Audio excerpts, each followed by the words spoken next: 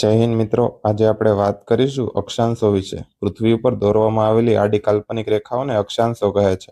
પૃથ્વીની મધ્યમાં આવેલી આડી કાલ્પનિક રેખા જે 0 ડિગ્રી અક્ષાંશ છે, જેને વિષુવવૃત્ત કહે છે. આ વૃત્ત ઉપર સૌથી વધુ ત્રિજ્યા, સૌથી ઓછું ગુરુત્વાકર્ષણ બળ અને આફ્રિકાની કોંગો નદી આ વિષુવવૃત્તને ઓળંગે છે.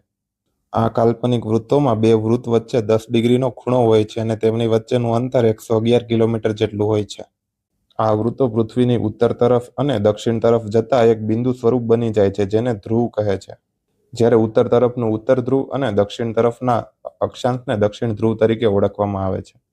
આ રેખાઓમાં મહત્વના અક્ષાંશોમાં વિષુવવૃત્તથી 23.5 ડિગ્રીએ આવેલી વૃત્ત એટલે કર્કવૃત્ત, જે ભારતમાંથી પસાર થાય છે અને મહી નદી કર્કવૃત્તને ઓળંગે છે. જ્યારે દક્ષિણ તરફમાં 23.5 ડિગ્રીએ આવેલી વૃત્ત, જેને મકરવૃત્ત કહે છે, અને આફ્રિકાની લિમ્પોપો નદી મકરવૃત્તને ઓળંગે છે.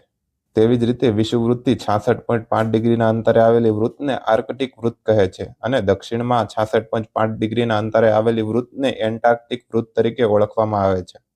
આ વૃત્તો પર પડતા સૂર્યપ્રકાશને આધારે આ વૃત્તોને અલગ અલગ કટિબંધમાં વિભાજિત કરવામાં આવે છે.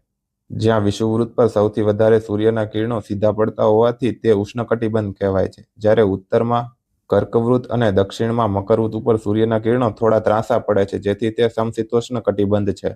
અને ઉત્તર ધ્રુવ અને દક્ષિણ ધ્રુવ તરફ સૂર્યના કિરણો ત્રાંસા પડતા હોવાથી તેને શીતોષ્ણ કટિબંધ તરીકે ઓળખવામાં આવે છે. વિષુવવૃત્ત ઉપર 21 માર્ચના દિવસે સૂર્યના કિરણો સીધા પડે છે, તેથી 21 માર્ચના દિવસે વિષુવવૃત્ત ઉપર સૌથી લાંબો દિવસ હોય છે. ત્યારબાદ સૂર્ય ઉત્તર તરફ કર્કવૃત્ત તરફ ગતિ કરે છે અને 3 મહિના બાદ 21 જૂને કર્કવૃત્ત ઉપર સૂર્યના કિરણો સીધા પડે છે, જેથી 21 જૂનના દિવસે કર્કવૃત્તના વિસ્તારમાં સૌથી લાંબો દિવસ હોય છે, જેને ઉનાળુ આયન કહે છે. આ જ સમયે દક્ષિણમાં મકરવૃત્ત ઉપર 21 જૂને સૌથી ટૂંકો દિવસ હોય છે, જેને શિયાળુ આયન કહે છે.